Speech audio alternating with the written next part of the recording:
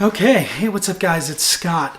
So I'm just standing here in my chicken? So I'm standing here in my kitchen. My kitchen actually has almost nothing to do with the video. It's actually just the only room in the house where there's decent enough light to actually shoot a video during the day. Anyway, I thought I'd make a really quick video just kind of walking you guys through my goals and my plan for this year. So I mentioned in a previous video that one of the things that I think was holding me back the last time was the fact that I did not set concrete enough goals. I don't think it's enough to just say, I want to lose weight, or I want to be healthier, or I want to look good in a swimsuit. Those are components of a plan, but those are not an actual plan. And so the way that this applies to my weight loss goals is I started with the end in mind. How much do I want to weigh when all is said and done? And I came up with a number of 190 pounds. And the reason that I chose that number is because the most fit I can ever remember being was about 200 pounds. It was right after high school. I was a varsity swimmer through high school. I was a black belt in Taekwondo. I took a summer and just went completely hardcore and lost a bunch of weight. And I was right around 205, 210 pounds. I wasn't cut or anything, but I was leaner than I am now. And the reason that I'm setting the goal a little bit more aggressively this time around is because at 205, 210, I still had a few pounds to lose. And I also wasn't really particularly muscular or strong. So I started by visualizing where I wanted to be. And then I asked myself, well, what's reasonable? From previous experience, I know that the first 25 or so pounds tend to drop off pretty quickly. But then as you keep at it, things just get increasingly more difficult. And so I built that into my forecast. So I basically planned to lose 0.4 of 1 pound, so 2.8 pounds per week. For the first 25 pounds, and then it gradually drops off. But I can tell you these past couple of weeks, it's been hugely motivating to have a plan in place because I know exactly where I should be at the end of the day. And by the time I go to bed at night or a few hours before, I can ask myself, do I feel like I've done everything I need to do in order to log a 0.4 of a pound weight loss by tomorrow? So I hope that's helpful. I think a lot of us intuitively know how to set goals, but for some reason, we just don't really take it to that next level when it comes to our personal fitness. I think that's partly because there's a lot of stuff out there that just kind of tells us, hey, don't look at the scale on a day-to-day basis. But there's a lot of new literature and a new study that has come to light that says that people who track their weight on a daily basis are actually more likely to lose their weight and sustain it over the long term. And I know for me, once I stopped that daily accountability, that's when I fell off the wagon. So I'm going to take a couple of minutes. I'm going to show you my spreadsheet. For those of you who just don't think in spreadsheets, this might not be super helpful. For those of you who are totally numbers geeks, I'm hoping that you really like this and that it's valuable information for you. All right, guys, so just so you know exactly how geeky I am, I decided to step you guys through my weight loss goals spreadsheet here. Sorry it's not super pretty. It was really just super functional for me. I wasn't really intending to show it to anybody, but I thought maybe this might be helpful for some people. So anyway, so you can see here what I'm tracking. I'm tracking the date on a day-to-day basis, what my target weight is. So you can see that basically I started with what my target weight or what my actual weight was on May 9th, and that became my target weight for the day. So the variance between those 2 days is obviously 0 pounds because they're the same. SDPW means the same day previous week. It's basically the rolling 7-day figure of how much weight I've lost from like Monday to last Monday, or Tuesday to last Tuesday, just, to kind of put things in context. And then the total weight lost, which is a super important metric to track. And you can see that I've actually gone through the trouble of tracking not just the date, but the day.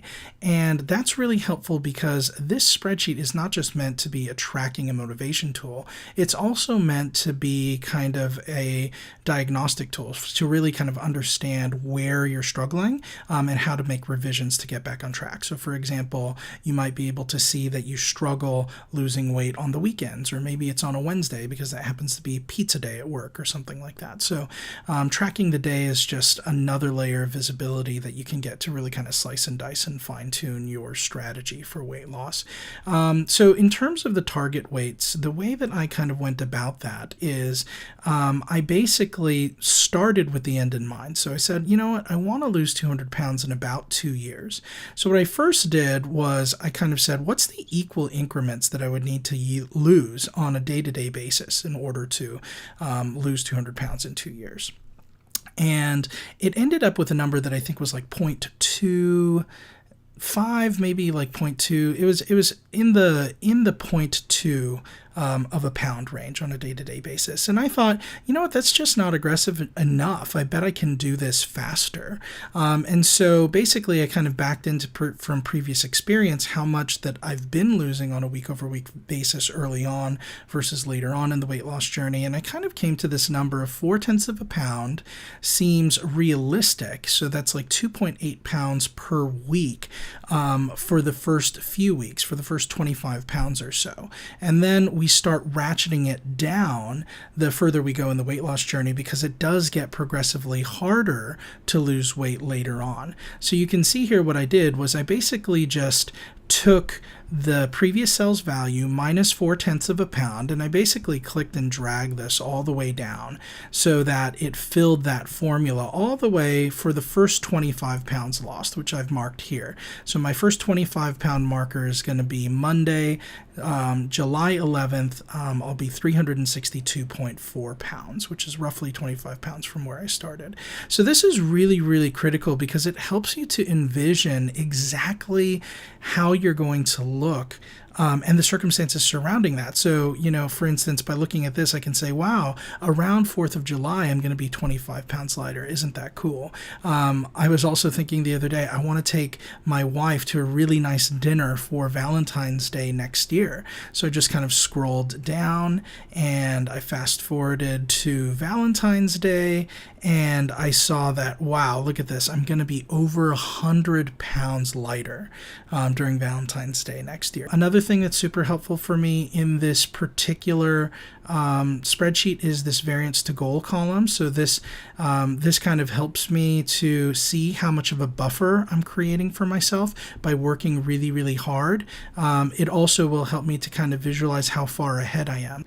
And here's just here's just a visualization, because no spreadsheet would be complete without a geeky graph.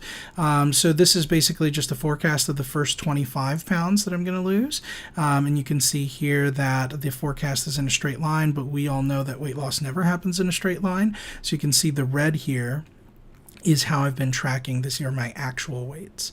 And you can see that for the vast majority of it, I've actually been a good bit under the blue line, which means that I am trending ahead of plan. So hopefully that is a trend that will continue. So I hope this has been helpful. You can take all of it, take none of it. But if anything, hopefully it's a way of thinking about weight loss goals that maybe you guys haven't thought of. If this has been helpful to you in any way, or if you just like to be a voice of encouragement, I'd love it if you would subscribe to our channel on YouTube. That's where I'm going to be posting basically all of our content, and you get the most up-to-date information there before you will on any other channel. So thank you guys. I'll talk to you later.